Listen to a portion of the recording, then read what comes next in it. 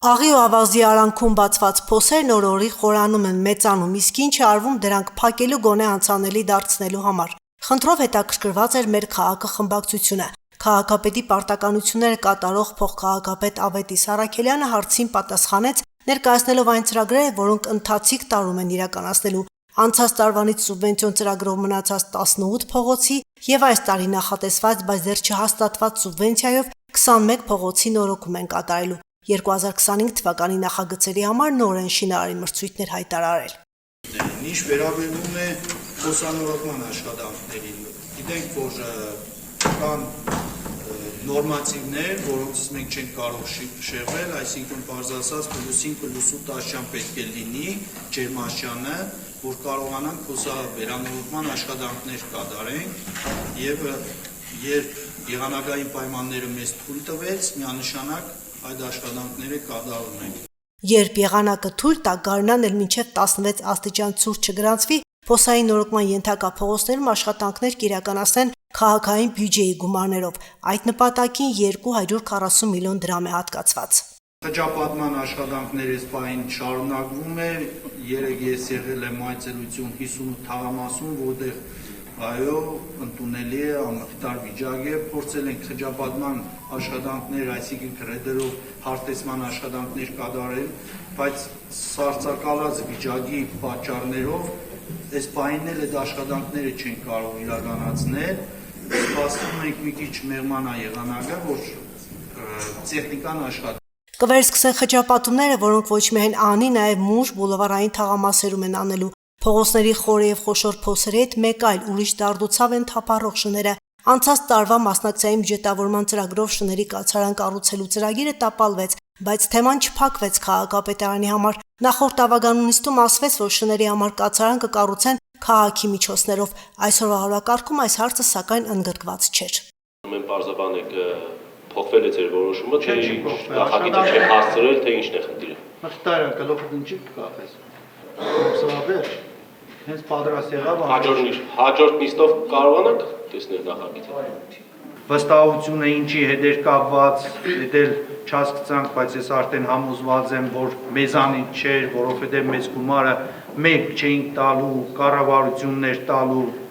գումարի առյուծի բաժինը երևի այդտեղ էր վստահության։ Այն շեշտադրումը, թե գումարը պետք է կառավարությունը տար, կարող է դրա համար չեն մասնակցել,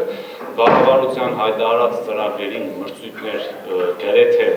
չկայացած մրցույթներ չեն լինում, շինարարը չէ մասնակցել դեպքում, դրա բառապացույցը 5% կառմանկապարտեզ ծրագրի կառուցումն է։ Որ խնդիրը քաղաքային իշխանության հանդեպ վստահության պակասն է, ըստ քաղաքացիական պայմանագիր խմբակցության միայն մեկ տապալված ծրագրով չեն համոզվում։ Խմբակցության քարտուղարը հայտարարեց, որ քաղաքի բյուջեի մոտ 2 միլիարդ դրամ ազատ միջոցներ կան, բայց նպատակային չեն ծախսվում։ Ես միշտ խոսում եմ կառավարման բացի կամ կառավարման թերությունների մասին, դուք միշտ հակադարձում եք հակառակը, բայց արդյոք սա չի նշանակում, որ իսկապես կառավարման առումով դուք ձախողել եք, մեծ բաց կա, որովհետև ունենք ազատ միջոցներ, գումարները ոչ մի ձև չեն ծախսվել եւ չեն ուղղվել գյումրեցիների բարեկեցության ապահովմանը։ Աշխատանքներ շատ են կատարվել,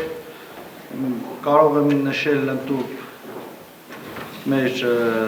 այսպես ասեմ, փոշի կրուգի ամբողջ այդ ցալապատումը, որը փոխարինվեց, կատարվեց, նշեմ, որ շատ ու շատ նախագծեր, որոնք հիմք են տրվել, դուք էլ ինձանից լավ գիտեք, որ կապիտալ վերանորոգումները եւ ընդհանրապես շինարարական աշխատանքները ունեն ընդարձակարգ, նախագիծ, նախագծի մրցույթ եւ այլն, հետո շինարարության մրցույթ, ժամանակային առումով մենք ամբողջը ինչ որ հնարավոր է կատարվել են տուփ ասեմ բագոնների այդ վերանորոգման աշխատանքը, որը զարգ է տրվել անցած տարի, նույն կդուրների աշխատանքները, որոնք արդեն մտնում են հիմնական փուլ մրցույթներ են հայտարարվելու անցած տարվա ույց է դրան հիմքը տրվել։ Ձախողվածների շարքում է նաև քաղաքային աղբավայրի խնդիրը, որի լուծումը աղբի վերամշակման արտադրամասի ստեղծումներ լինելու։ Տասնյակ տարիներով նույնքան առաջարկներ են եղել, ներդրողներ եկել, վերջինը 2024 թվականին էր։ Ռուսական ընկերությունը իր նախագիծն այն ժամանակ ներկայացրեց քաղաքապետի ժամանակավոր պաշտոնակատար Սարիկ Մինասյանին։ 5 ամիս ես բանավոր հարցնում եմ ամեն ավականու նիստին, դուք ասում եք կպատասխանեք, նույնիսկ անցած ավականու նիստին հորդորեցիք, թե խնդրում եմ գրություն գրեք, որպեսզի կեդալին պատասխանենք, գրությունը նույնպես գրված է, բայց պատասխան մինչև այս պահին չկա։ Բայց եւ այդպես ինձ եթե պատասխան չի լինելու հստակ, ես կարող եմ ունենալ իմ հետևությունները, այսինքն տանել դա այլ ուղղությամբ։ Խնդրեմ շատ արագ հանձնարարականներ տալ պատասխանելու հետևությանը, որպեսզի մենք էլ իմանանք, թե ո՞րն է խնդիրը այս հարցում։ Խնդիր չկա, ես էլ ձեզ խնդրում եմ, որ ներդրողը պարոն Մգրտչյան, ձեզ հետ միասին կա, մենք էլ հանրայնացնենք այդ ամեն ինչը, տեսնենք ինչ է պահանջում, ինչ է առաջարկվում, ըստ այդմ շարժվենք։ Կարող եք այդ կազմակերպել։ Խնդիր չկա։ Նիստի կեսին ի վերջո քննարկման հերթը հասավ օրակարգի հարցերին։ Առաջինը 2025 թվականի բյուջեի կատարողականին էր վերաբերում։ 2025-ին բյուջեի եկամուտները նախատեսված 7 միլիարդ դրամի փոխարեն կազմել են 6 միլիարդից մի քիչ ավելին, այսինքն մոտ 84%-ով է կատարվել։ Ընդ որում այս արդյունքին քաղաքապետի տեղակալը նշեց, որ հասել են քաղաքային իշխանությունը ստանձնելու 6-7 ամիսներին։ Այսքան էլ դուք նշում եք ժամանակահատվածը կառավարման, բայց այնուամենայնիվ դա այդքան էլ քիչ ժամանակահատված չէ, այսօրվա դրությամբ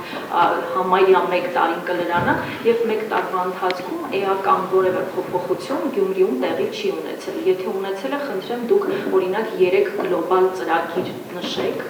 գոնե 3-ը, որոնք ձեր կառավարման օրոք, այսինքն 1 տարվա մոտ 1 տարվա ընթացքում դուք կյանքի եք կոչել եւ իրականացրել եք։